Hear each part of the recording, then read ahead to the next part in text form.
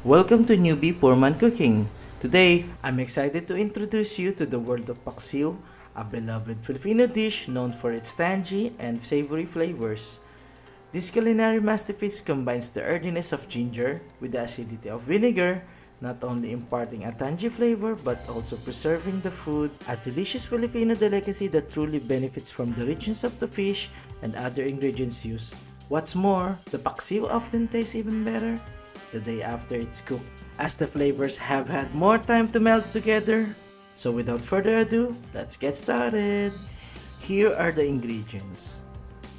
Onion chopped, ginger cut into lengthwise strips, eggplant cut into pieces for easy eating, ladyfingers or okra cut into pieces, green chilies, 1/2 cup of vinegar, 1 cup of water, black pepper, salt, tilapia fish or any fish, cleaned and scaled.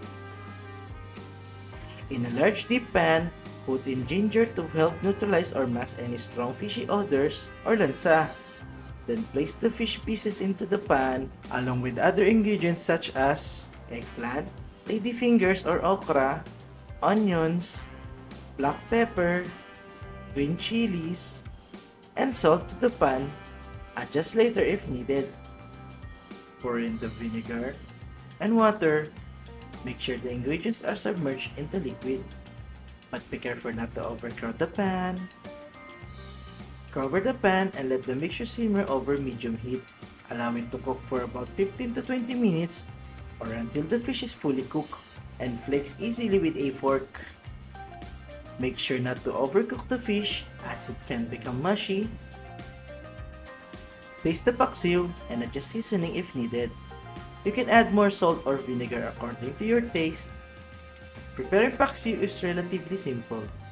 The ingredients are typically combined in a pan, simmered, and left to stew until the flavor melt together.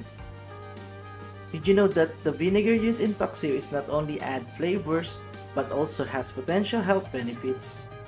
Vinegar is known to aid digestion and may have some antimicrobial properties.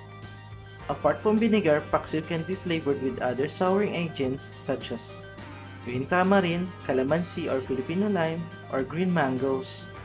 These add distinguished tartness to the dish. After 20 minutes, check the pan to see if it's fully cooked. Poke the fish. If the flesh easily flakes apart and separate from the bone, it's a sign that the fish is done. If it's still resistant and doesn't easily flake, it needs more time to cook. Once the fish is cooked throughout and the flavor have melted, remove the paksiw from the heat. Serve your paksiw na tilapia hot with steamed rice. Enjoy your fish simmered in vinegar and spices or paksiw na tilapia.